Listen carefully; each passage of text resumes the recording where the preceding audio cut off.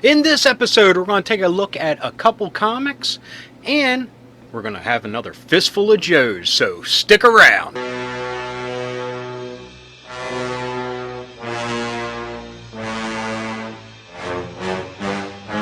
Hi, my name's Rob, and welcome to It Came From My Side of the Laundry Room.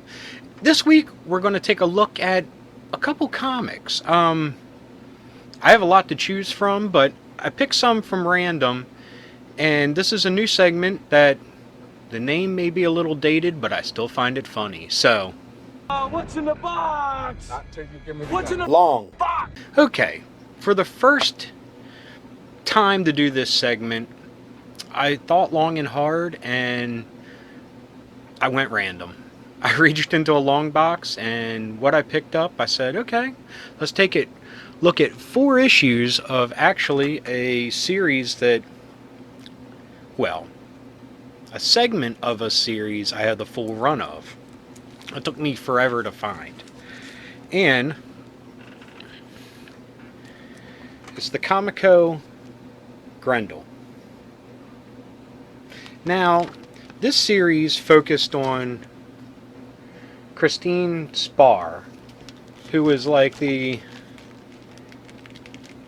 if I remember correctly, the adopted daughter or ward of Hunter Rose, the original Grendel, the Matt Wagner comic book.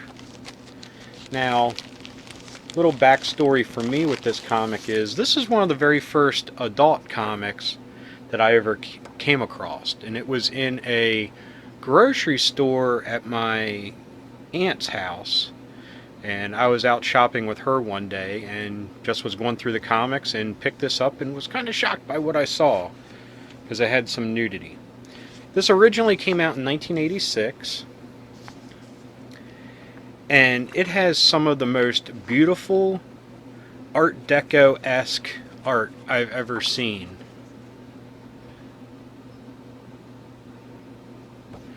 It was done by, and granted, I hate to say it, I don't have much backstory on them, but Arnold and Jacob Pander. This is some of the most clean, colorful art I've ever seen in a comic book.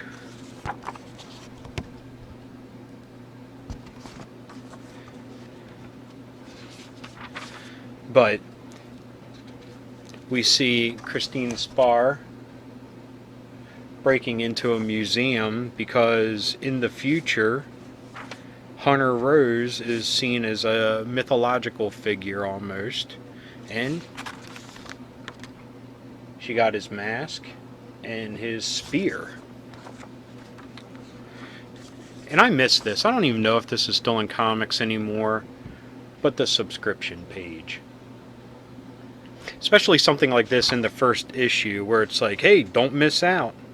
6 issues for $9. How many comics can you get for $9 nowadays? 2? But the series, where'd my bag go? The series ran for a couple, well, a lot more than this. This storyline ran for 12 issues. And I do have some of the follow-ups after this storyline, but this, like I said, left an impact on me as a kid, being one of the first adult comics I saw. And it wasn't just the nudity, it's the violence too. And when you're 10, that's a big deal. But I just had to get them. I looked for them for decades, it felt like, until I finally pieced together the 12 in this storyline. Like I said. And what was the artist in the 80s, Olivia or whatever, that had like Art Deco posters and stuff? Well, I call it Art Deco. It could have a whole nother name, but that's kind of what this style reminds me of.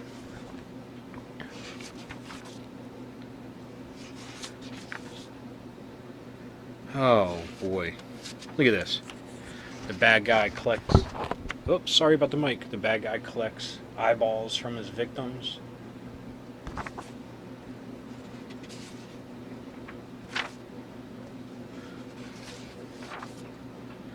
Ah, another Comico great comic, Robotech.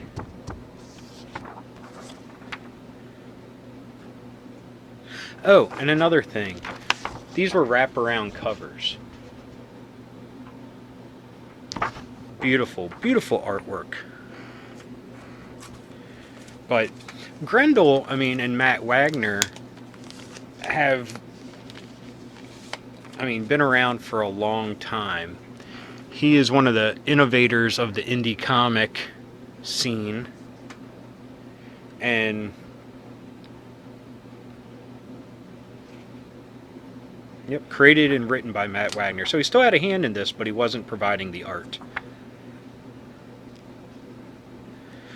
But I believe in the follow-up continuation of the series, he did provide the art for. Look away if you're young, but this is what I mean about the violence. Sorry about the mic again.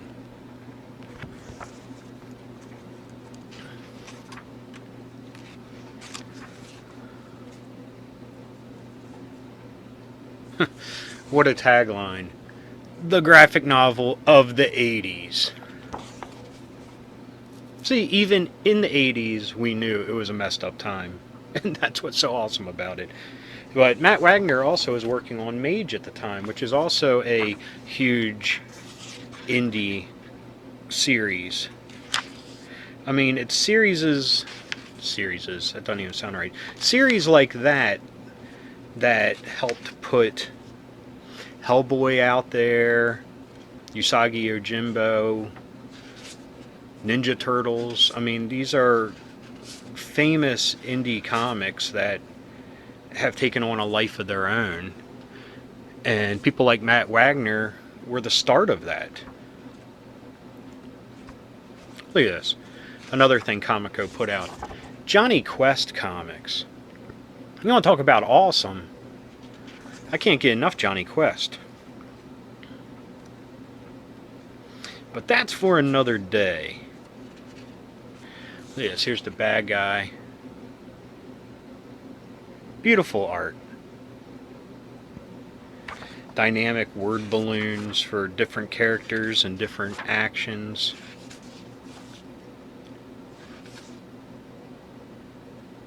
Uh-oh. Bad guy's bodyguard right behind her. But as I jump into a little PSA here, a strong female character isn't something that's new.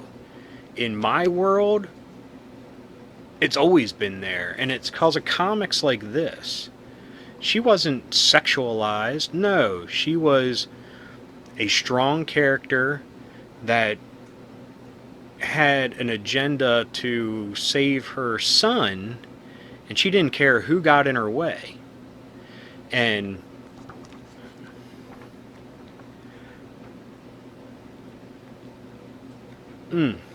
sorry to take a break there, but that's one of the things that kind of gets me nowadays, where people that don't know seem to talk a lot.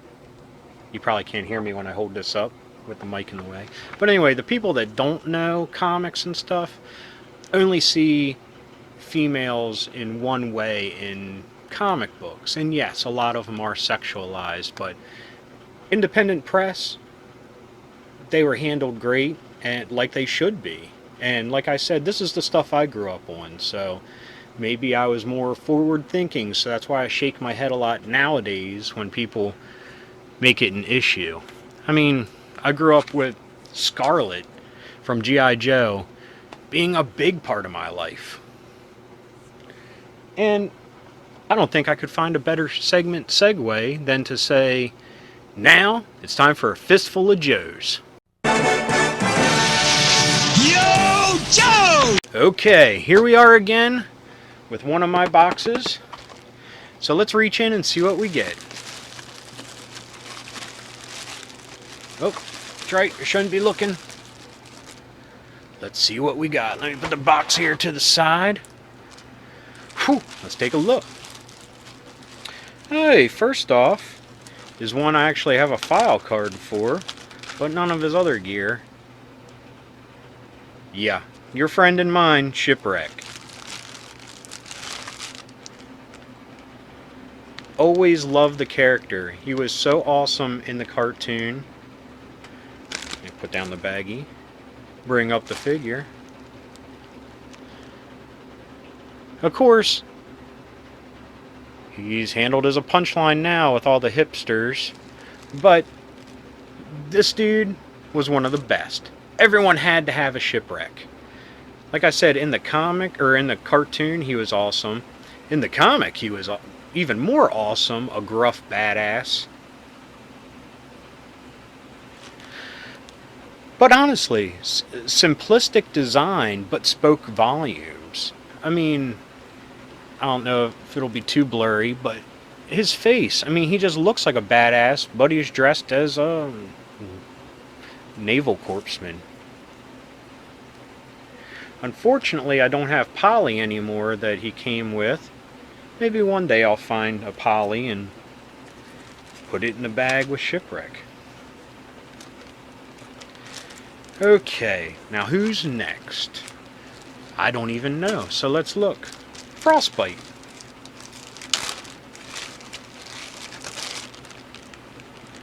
Now, I'm going to lose some Joe cred here. I totally forget the vehicle that he originally came with. But I remember he came with a big awesome gun with a big scope, if I'm remembering correctly. But yet again, a very simplistic design of just all white with some tan details of fur on his hat and around his collar. He's a little loose, but still pretty good. I remember a neighbor kid of mine had one, and it was buried in the sand forever, and that sand pitted the crap out of the figure, and he wasn't white anymore. The costume was more of a brown after that. Looked more like Dusty than this dude. Anyway, was it the Snow Bear or something? Because he's got like a little bear logo here. Maybe that's what the name was. I know we talked about it in our favorite G.I. Joe vehicle episode, because it was one of Chris's favorites. But the name escapes me at the moment. But that happens.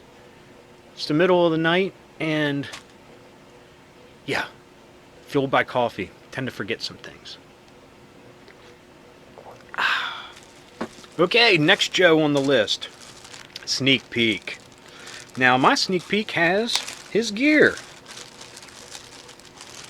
Except, I think he's missing a microphone, little walkie-talkie thing that came off his helmet. Now, I believe the story about this guy is he's named after one of Stephen King's sons.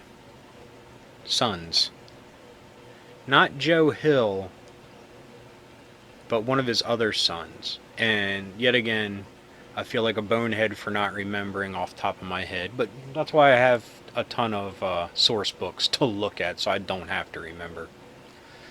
But a very interesting figure. Look at the knife here under his wrist, like he's going to shank somebody when stuff gets tough.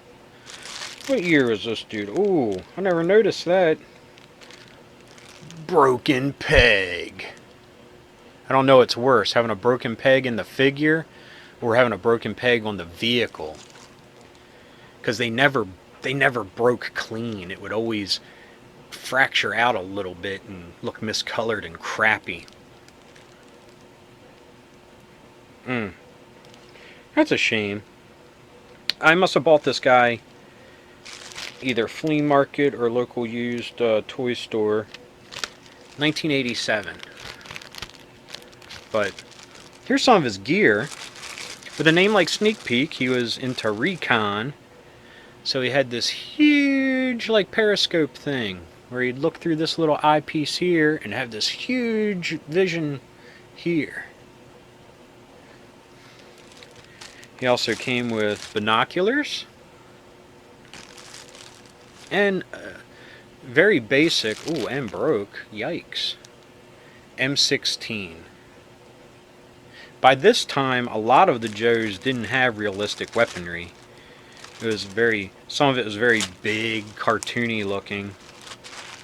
Nowhere near where it became with like Battle Force 2000 or anything. But, good figure. Ooh. Here we go. Now, I definitely bought this guy because I never had his vehicle, even though I wanted it so bad, and I still do. But Thrasher. I mean, how 80s is that? Look at that. This is what how a punk would do their hair in the 80s. Ooh, what a ruffian. Got a ripped shirt on with his stomach hanging out. Now you know he means business. But he has a very Mad Max-ish look to him, and his vehicle did too. Still very stiff, in great condition. But, let's see what year this dude was. 1986. Spike shin guards. Spikes up here on his, I guess, epaulets. But a later addition to the Dreadnoughts and very awesome. Like I said, always wanted his vehicle, and if I were to find it today for a good enough price, I would get it. Thrasher. Now the last one here is another Funko, or Fun School, or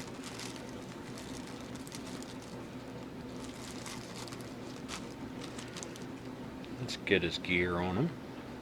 Excuse me. But one of my personal favorites ever since he came out. Flint. Awesome shotgun. Awesome look. Let's see if I can find some info here on him. Nope. Oh, what's this? 1988. Like I said, I think it's a Fun School reproduction. When I first bought my whole batch of them, when I decided I was going to start collecting Joe figures again. But Flint. As soon as he was introduced in the cartoon, I mean, he was the leader when Duke wasn't around. But, I mean, for some reason as a kid, the shotgun I thought was so awesome. And he has the shells there on his little bandolier. Has a nice backpack that really could be used for anybody. Got a canteen on it, grenades. Would hate to confuse those. Think you're taking the cap off a canteen and you're pulling a pin off a grenade. Ah, I'm so thirsty. Boom! But anyway, Flint. I mean, honestly, I can't say enough, and I don't know what to say. I mean, he is one of the best characters, figures, whatever. And I'm sure a lot of you, your childhood, I mean, Flint was right there by your side. But anyway, this was another Fistful of Joes.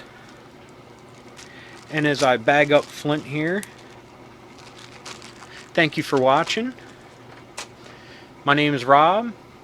This has been another episode of It Came From My Side of the Laundry Room. Thanks for watching. Keep being rad. Stay dorky. Peace.